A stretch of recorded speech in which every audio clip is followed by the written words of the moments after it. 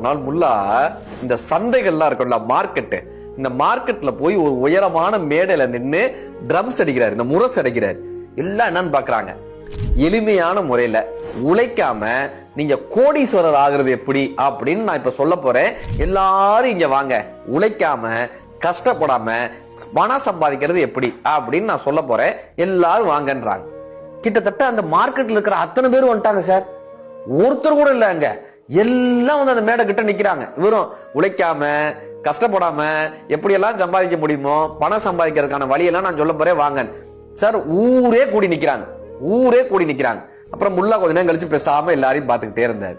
இப்ப அவங்க கேட்டாங்க, முல்லா நீ வந்து உழைக்காம கஷ்டப்படாம ஈஸியா சம்பாதிக்கலாம்னு சொன்னியே, எப்படி சம்பாதிக்கிறது சொல்லவே மாட்டேற, அமைதியா நின்றுகிட்டே இருக்க, அதை பத்தி சொல்லவே மாட்டேன். முல்லா சிரிச்சுக்கிட்டே சொன்னாரா, இல்ல இந்த ஊர்ல எவ்வளவு முட்டா பயலுக இருக்காங்கன்னு நான் பார்க்கணும்னு ஆசைப்பட்டேன். யார் யாரெல்லாம் முட்டாளா இருக்காரோன்னு பாக்கலாங்கன்னு ஆசைப்பட்டேன். யார் யாரெல்லாம் பேராசை பிடிச்சவங்கன்னு பார்க்கணும்னு ஆசைப்பட்டேன். இத்தனை பேராடா இந்த ஊர்ல முட்டாளா இருப்பீங்க? ஒரு ஊர்ல 1-2 முட்டாள் இருக்கலாம், ஊரே வாடா முட்டாளா இருப்பீங்க. உழைக்காம போராடாம வாழ்க்கையில எப்படிரா சம்பாதிக்க முடியும்? உழைக்காம எப்படிரா பணம் வரும்? இவ்வளவு பெரிய முட்டாளாக இந்த ஊர் இருக்கிறதே அப்படின்னு நினைச்சு சிரிப்பா இருக்குன்னு நினைச்சு சிரிச்சுக்கிட்டே போனாராம். உண்மைங்க, உண்மை.